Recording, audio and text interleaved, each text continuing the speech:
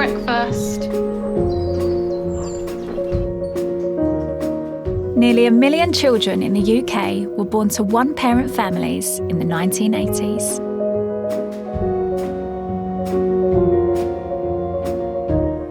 Maura raised her 34-year-old daughter Georgina by herself.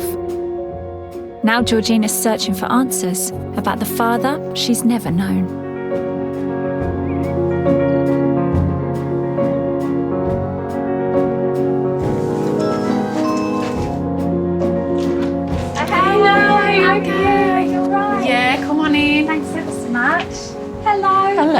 Take my shoes off. No, don't worry, just come straight in. Oh, nice to meet you, babe. And you? Am I all right? Yeah, I'm fine, thanks. Yeah. Georgina, talk me through what you're trying to find out. My mum met my dad on holiday and found out she was pregnant when she got home. I want to find out the answers to him and where he is and if he's still alive. So it's like a holiday Romance. romance? Yes. Tell me more about that, Maura. I was 36 years of age, footloose and fancy-free, and went on holiday on my own and met this gentleman. The first day of the holiday, I'd been to the beach and came up to the nearest restaurant, and this waiter came to take my order, but he was Portuguese. He asked me out, and I said yes. He drew me in, and we spent a lot of time on the beach, swimming and eating seafood. And I went on holiday with 4 novels to read. When I met him, I didn't read any of the books. Oh my goodness, is this him? Yeah. He's quite handsome. He's- I love his chain and I love his glasses. How do you feel, Georgina, when you look at these photos? I'm just looking at someone that I feel I know nothing about, but I'm desperate to know about. When you found out you were pregnant, talk me through that. It was a complete shock. But after sort of sleepless nights and everything, I decided, right, this has happened. I've got to take responsibility, really, you know. And this bundle came along and I've never looked back. Georgina, your only child? Yes, Okay. yeah. And because of the situation that I didn't know him too well, I decided not to go back and let him know. That's interesting. Yeah. So he's none the wiser? No, To he this doesn't know day, about he her has at no all. idea that you exist? No. No. Should you have told him?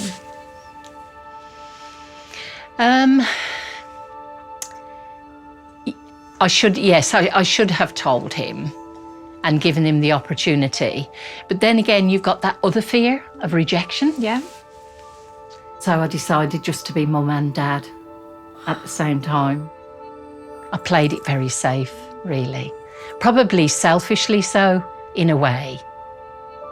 So you made the decision, going to do it on my own. When Georgina arrived, love at first sight? Oh, absolutely. Yeah, every doubt, everything went out the window. That was it. And I just dedicated my life to her. Moira, lovely to meet you. Thank you And again. fingers crossed. See you later. See ya. Your mum's really good fun. Yes, she is, yeah. And you're sort of quite close. Yeah, especially because it's just been me and her, so nice upbringing with my mum, yeah, it was lovely. How do you feel about the fact that your mother never told your father that she was pregnant with you? So I guess a part of me thinks that maybe my mum could have told him. So yeah, definitely when I got to my teenage years, I did feel like there was a void. You know, you naturally can clash with your mums. And that was sometimes where I felt a bit like I really, really wished there was another parent there. Even I imagine saying, oh, hi, Dad, or, you know, what are you doing today, Dad? Like, it just feels so alien to me that, but I really want that, you know. I do think about what it could have been like. Could have been really amazing. but I'll never know. That's why I need to try now. And I suppose what makes your story so interesting is it's not like he has chosen not to be a part of your life. He doesn't have any idea that you exist. No. And I feel now I've got to a point where I think he has a right to know, and then he can decide what he wants to do with that information. Oh. Have you prepared yourself for being a bit heartbroken if he's not on the scene? Yeah. I feel like I've thought about all of the different eventualities. I've got to weigh up not ever trying to find him and then dealing with the potential rejection or him not being alive. And I'm ready and prepared to find out either way. I need to know.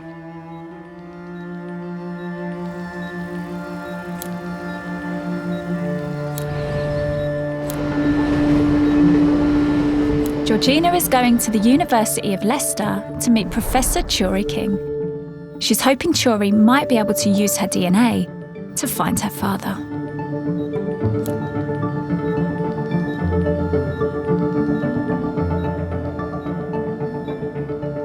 Hello. Hello, it's lovely to meet you. And you? Okay, how can I help you? What would you like to know? I'd really like to know if my father's out there and alive today. Okay, so what do you know so far? So he's a man that was from Portugal, and that's where my mum met my dad. So do you know anything more about him? Not really. Okay. Hardly anything. Right. So what we're going to do is we're going to tackle this in a couple of ways. Okay. So first will be getting your DNA. Yeah. And what we can do is we can put that into genealogy databases worldwide. Okay. And what we're going to be doing is we're going to be looking for somebody who shares DNA with you. There's an issue with the fact that your biological father comes from Portugal, and that's because so few people in Portugal take these DNA tests. And so we'll also use the old-fashioned detective work because you have a little bit of information about him. You know sort of where he was. Yeah. My mum said that she knew the area in Portugal and also where he worked. Yeah. So I did contact the hotel myself a couple of years ago and gave them my dad's full name, but they didn't have any records. So I did a bit myself, but it didn't work. I'm hopeful that we'll be able to at least start to give you some answers. Yeah. If my biological father hasn't done a DNA, would you, but other people, say from the wider family, may have, could you narrow him down that way, or? Yes. You can? Yeah. It's about trying to build the family trees and then you work back down again. So have you got people who will kind of hold your hand as you go through this? Yeah, my husband is amazing. I know that I've got a really good support network behind me. That's good. And you know that you've got, our team here, Yes. social workers and counsellors. Yeah. Don't hesitate, just contact us. Okay. So we're going to throw everything at this. I just have to prepare you for the fact that we might not find your biological father. Are you ready for that? I wouldn't have any regrets. And I think this is what I've got to do. I have to do it now because I've wanted to find out for so long. Turi and the team will now analyse Georgina's DNA to see if any matches on the databases might lead to her father. Perfect. Thank you. She'll get her results in 8 weeks.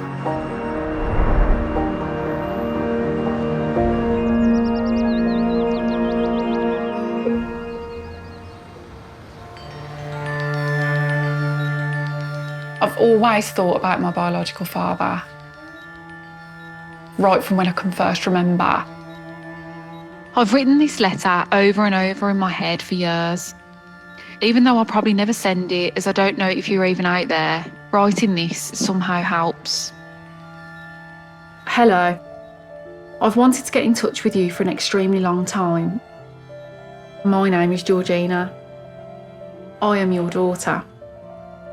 You spent some time with my mum, Maura, in Portugal many years ago. When I was growing up, I would fantasise about him and the potential of having a relationship with him. There's 34 years of stuff that's gone on in my life that he knows nothing about. There we go. I feel I have lots to tell you and catch up on. I would love to meet you, but only if you want to. Love, Georgina.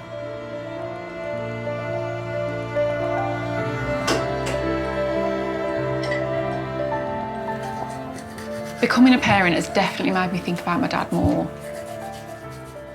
Especially when I see my husband with our children. And wished I'd had that when I was younger. Love you. 18 years I've been with Aaron.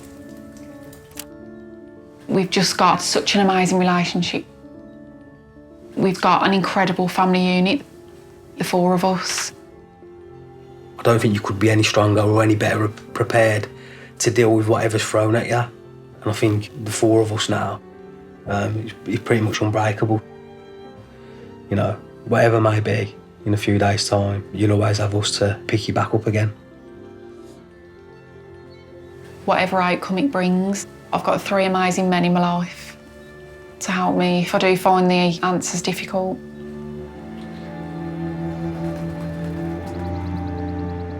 Since they last met, Turi and the team have been analysing Georgina's DNA in the hope of finding her father. Today she's joined by her husband Aaron to get her results. Hello. Hi. Hi, it's lovely to see you again. And you? So, when I met you the first time, you basically wanted to know whether or not DNA would be able to help you kind of confirm the identity of your father Yeah. and hopefully actually help you find him. Yeah. So what we did was we got you to take a number of DNA tests, Yeah. and we uploaded those to databases around the world to see if we could find any matches that could lead us to your biological father. So when we look at your ancestry results, they come back very clearly. Your main matches are kind of coming around sort of central and southern Portugal. You are also getting ancestry that looks like it's Spanish. Okay. And that's really, really common because obviously, you know, DNA doesn't follow political borders. So it's very common to get this kind of mixture of Portuguese and Spanish with Portuguese ancestry. So you are half Portuguese. So I'm guessing that doesn't come as much of a surprise. No. But it does at least completely back up Yeah. the information that you've been given by your mum. Yeah. Your biological father is Portuguese. So we were not getting any matches Okay. with that could lead us to your biological father. So that is essentially as far as the DNA is able to take us in this case. Our researchers have had to use a bit of old-fashioned detective work to try and track him down. And Stacey will tell you about that. Okay. Thank you. Honestly, I really appreciate all your help. Thank you. No problem.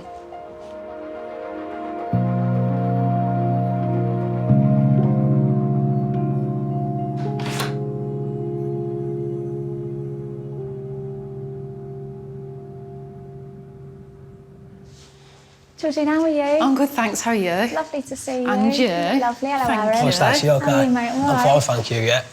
Good. So, first of all, how are you feeling? Half Portuguese. Yeah. Your mother's account was accurate. Yeah. So yeah. it's So who... there's no shock. Exactly, it's Yeah. who we thought it was. Yeah. So in an ideal world, we would have loved to have been able to clarify that the man we believed to be your father is through DNA. Mm-hmm. That wasn't possible. Yeah. So we got a Portuguese social worker involved. Okay. We found the man that we believed to be your father.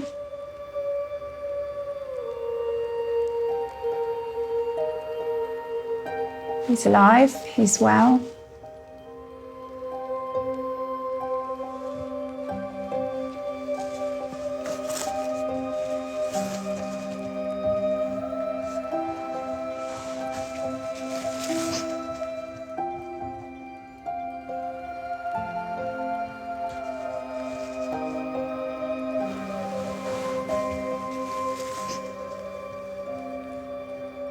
You tell me when you're ready. There's so much to take in. You know, we don't underestimate it. It's massive, right? We get it. Oh my God. Yeah. Okay, I'm ready, yeah. So we were able to converse with him. We showed him your mother's photos.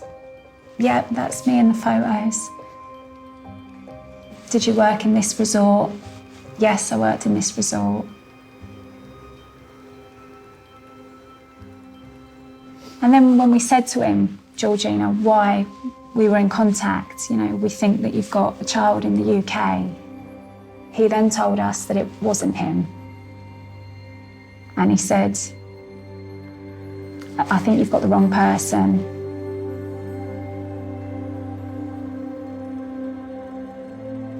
And then communication stopped.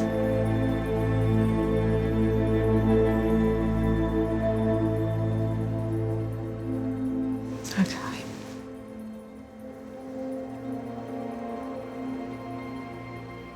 And I so get this isn't ideal, but I think you deserve honesty. Yeah.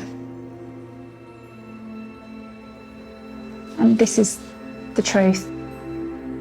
This is what the situation looks like now.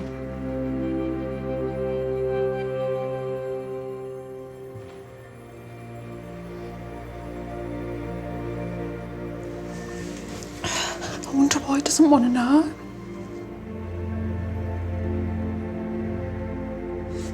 If he never ever wants to know, then I feel like that's his loss. Because she's an amazing woman. Agreed.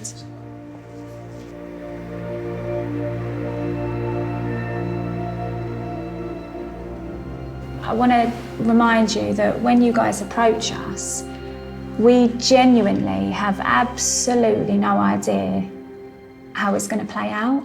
Real life is so unpredictable. So what we promise is that we're always honest and we're really transparent about what we know. And I think everybody ultimately deserves to know the truth. Yeah. Thank you for being honest, because I really appreciate that. And I had to know, do you know what I mean? That's why I came here to... It was... Whatever happened, I wanted to know.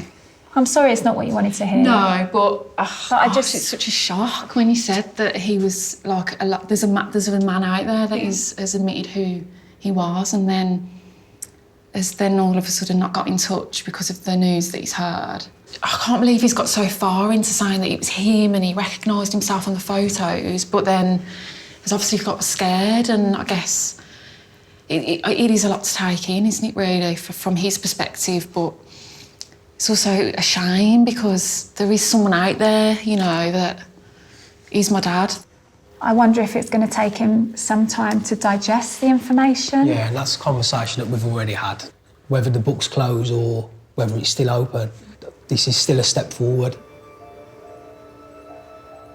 Having an absent father is really painful sometimes, like I get it.